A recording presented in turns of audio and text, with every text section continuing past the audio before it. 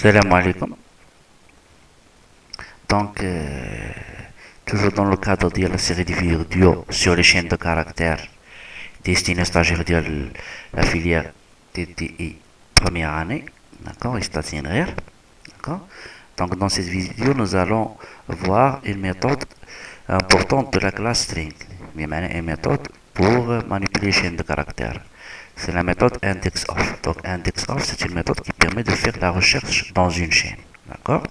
Il permet de rechercher soit un caractère, soit une chaîne de caractères. D'accord. Là, il est semblable à la, chaîne, la fonction qu'on avait déjà vue dans le langage C. Il y a strchr, بمعنى chercher un caractère dans une chaîne de caractères, ou bien str, chercher une chaîne de caractères à l'intérieur d'une chaîne de caractères. D'accord. Donc, on a un exemple, d'accord, string, chaîne. Donc là, je vais déclarer une chaîne de caractères. Je l'ai attribué à la valeur, hello C sharp, d'accord. Là, j'ai déclaré un caractère. Donc, le premier cas, d'accord. Donc, le premier cas, j'ai initialisé le caractère par le caractère de point d'interrogation, d'accord. Donc, là, j'ai déclaré une variable entière indice et je lui ai attribué la valeur quoi. La valeur chaîne, la chaîne de caractères point, c'est un objet, donc il a des méthodes, de la méthode index-off. J'ai passé en argument le caractère C. Qu'est-ce que je veux faire? Je veux chercher si le caractère C, dans ce cas, le point d'interrogation, se trouve dans la chaîne que j'ai déclarée ici. Donc, on a deux scénarios. Soit ça existe, on va renvoyer la position. La position, c'est une indice,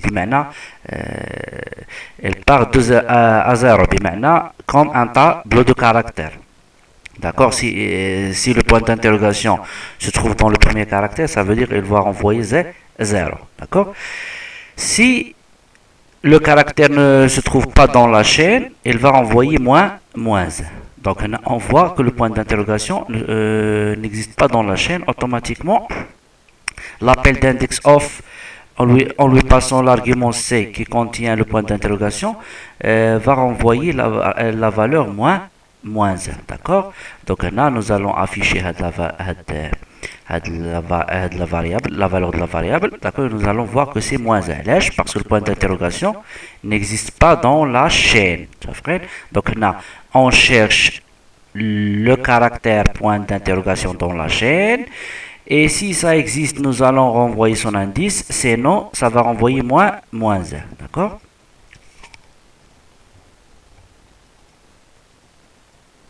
Regardez, la première valeur affichée, c'est moins 1, parce que c'est le premier affichage. Donc, point d'interrogation n'existe pas. D'accord. Je vais faire une autre recherche. Hadmara, j'ai donné comme caractère C minuscule. D'accord. Et je vais chercher le C minuscule. Je vais chercher le C minuscule dans la chaîne. D'accord. Et si ça existe, je vais renvoyer son indice. Sinon, je vais renvoyer moins 1. D'accord. Est-ce que cette chaîne contient C minuscule? Elle contient un C majuscule. D'accord. C'est pour vous montrer que index-off prend en considération la casse. Pour elle, les caractères pour elle, les caractères minuscules ne sont pas les caractères majuscules. D'accord. Il y a une différence. D'accord. Nous allons afficher. Nous allons voir que elle va renvoyer moins 1. Pourquoi? Parce qu'il ne va pas trouver un caractère C minuscule. D'accord. Je vais tester. D'accord. Regardez, c'est moins 1. Le deuxième, moins 1. D'accord. Je vais changer le C minuscule par C majuscule. Et je vais refaire la même recherche. D'accord.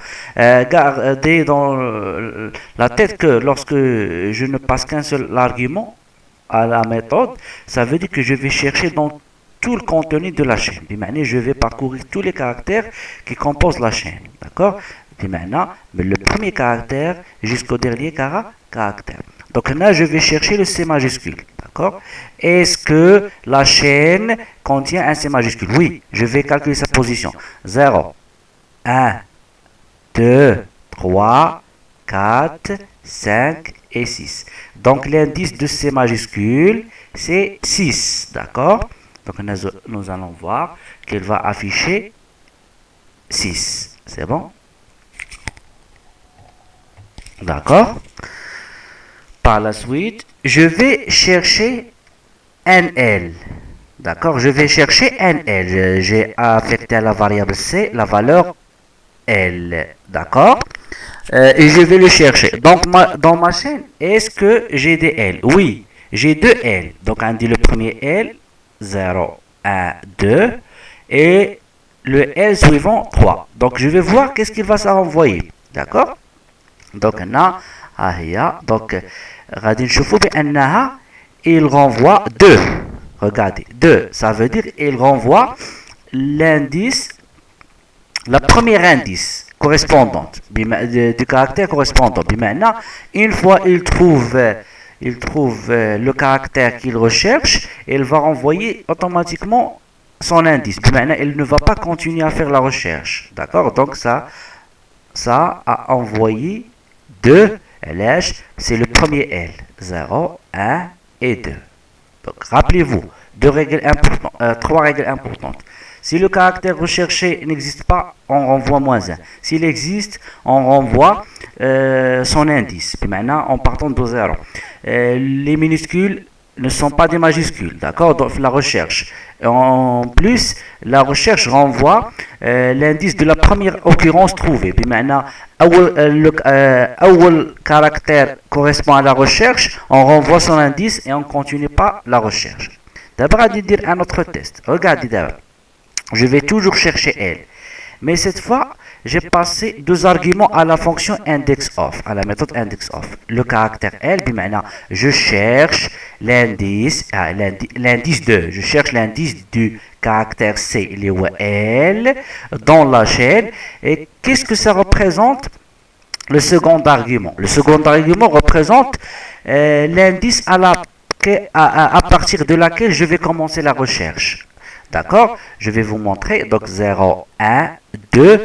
Puis maintenant, je vais commencer la recherche à partir du deuxième L jusqu'à la fin. Rappelez-vous, d'accord?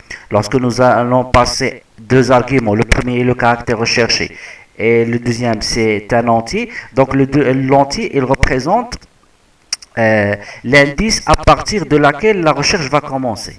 D'accord? Nous allons voir que celle-ci va renvoyer 3. Elle est 0, 1, 2, 3. Nous allons commencer la recherche de L à partir de 3. Et automatiquement, il sera trouvé dans le premier caractère de la recherche, c'est 3. Ça ferait 3 dans la chaîne, dans toute la chaîne. Donc, je vais exécuter. Regardez, c'est 3. D'accord? Par la suite, je vais faire la même recherche. Et puis maintenant, je vais toujours chercher l'indice du caractère L dans la chaîne, sauf que cette fois, je vais commencer la recherche à partir de l'indice 4. D'accord? Je vais faire la recherche 0, 1, 2, 3 et 4. Je vais commencer la recherche à partir de 4 jusqu'à la fin de la chaîne. Est-ce qu'il y a un L dans cette partie? Il n'y a pas. Donc ça va renvoyer un moins 1. Regardez, 1 moins 1. Un autre exemple, j'ai attribué la valeur O au caractère C. Et je veux trouver l'indice du caractère C dans la chaîne à partir de l'indice 2 en comptant deux caractères.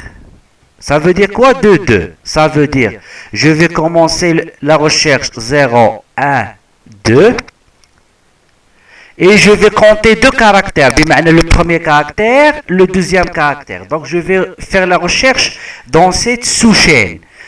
Ça veut dire, je commence de l'indice 2 et je compte deux caractères. D'accord? Est-ce qu'il y a un O dans cette partie? Non. Ça va renvoyer quoi?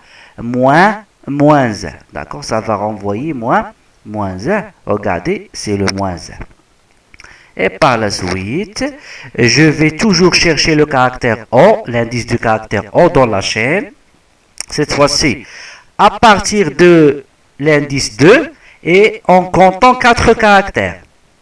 Donc si on vient ici, 0, 1, 2, 3, 2, 0, 1, 2, et je vais compter 4 caractères, le 1, le 2, le 3 et le 4. Je vais chercher le caractère O dans cette sous-chaîne. Est-ce qu'il y a un O? Oui. Quel est son indice? 0, 1, 2, 3, 4. D'accord? 4, d'accord? Nous allons voir qu'est-ce que ça va donner. Ça donne 4, le dernier affichage. Donc, c'est la méthode index of d'un objet chaîne de caractères. Il permet de chercher pour le moment un caractère dans une chaîne. Sachez qu'on peut refaire le même travail, mais au lieu de chercher ce qu'on appelle des caractères, cette fois-ci, on peut chercher des chaînes de caractères.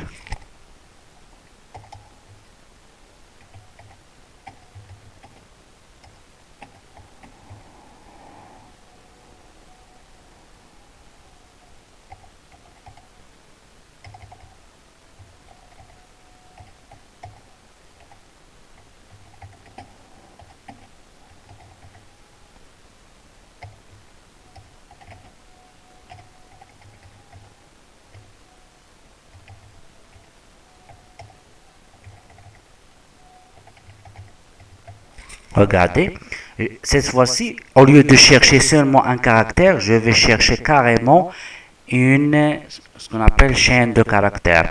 Donc on a, je vais chercher LLO. Il va renvoyer l'indice du premier caractère correspondant à la chaîne. Ça veut dire, est-ce qu'il y a un LLO? Oui. D'accord? Qu'est-ce que nous allons envoyer? 0, 1, 2. Puis maintenant, l'indice du premier caractère de l'indice. Puis maintenant, l'indice est là. D'accord? Nous allons tester et ça va envoyer 2. Si la chaîne, bien sûr, n'existe pas, bien sûr, je n'ai pas la sous-chaîne LMO, d'accord, ça va renvoyer moins 1. Donc, le même raisonnement s'applique de la même manière sur les caractères et sur les chaînes de caractères. D'accord, vous pouvez refaire les mêmes exemples d'ici, mais cette fois-ci en cherchant des chaînes de caractères au lieu de caractères. Donc j'espère que ça a été clair. Merci pour votre attention.